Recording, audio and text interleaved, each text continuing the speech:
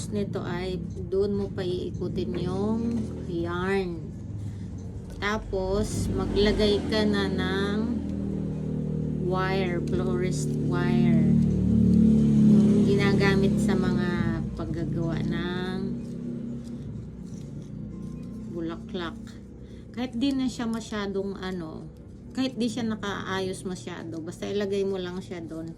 Ang purpose niyan, yun yung ipangtatali mo doon sa yarn. Para hindi ka natutuhog-tuhog mamaya. So, ganyan muna ang gagawin natin. Yan. Tapos, iikot mo siya. Yan. Ipitin mo ang daliri, ikot-ikot. Tapos, sa tingin mo na medyo puno na siya, medyo marami na, i-stop mo na siya.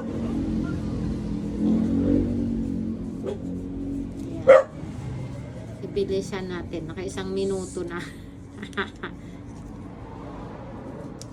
Yan. So, ganyan.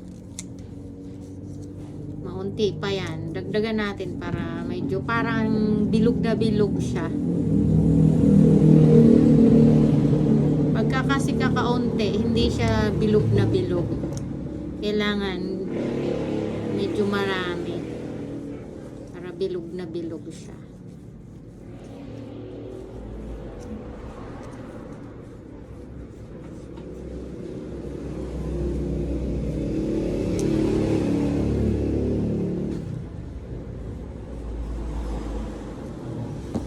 Ayan, ganyan siya guys. Pwede na yun. Siguro pwede na yung ganyang kakapal. Tapos, i-cut na natin yung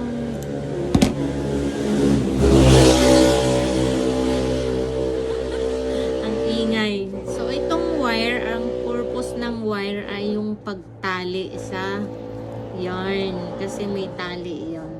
Tulad yan. Nakatali siya.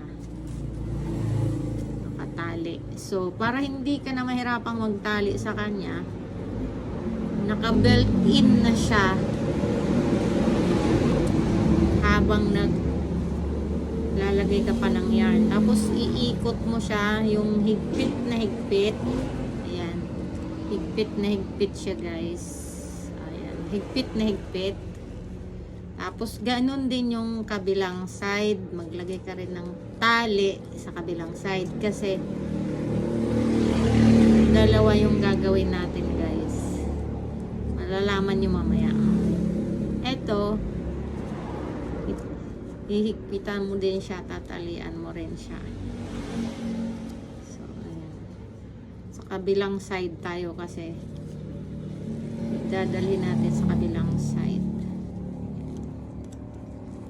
Kasi parang maiksi yung kabila.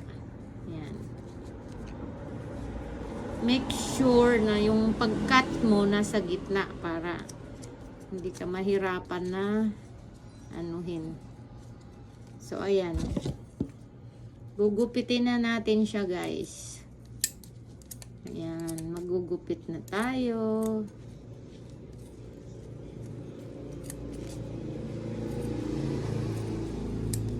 Sa gitna natin siya gugupitin para makagawa ka ng dalawa.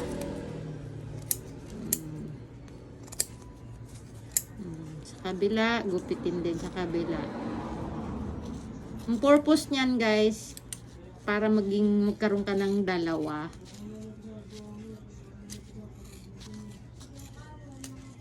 Dalawa agad magagawa mo sa isang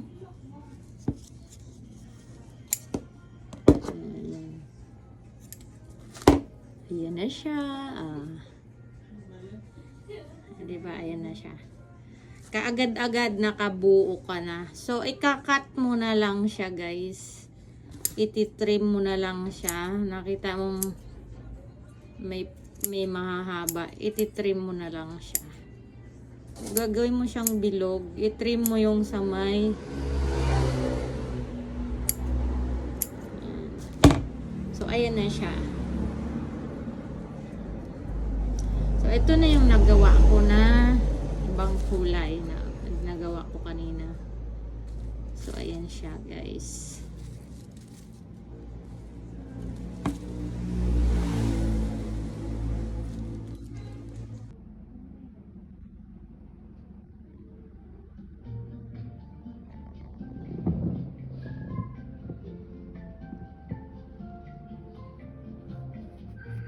So, ayan na siya.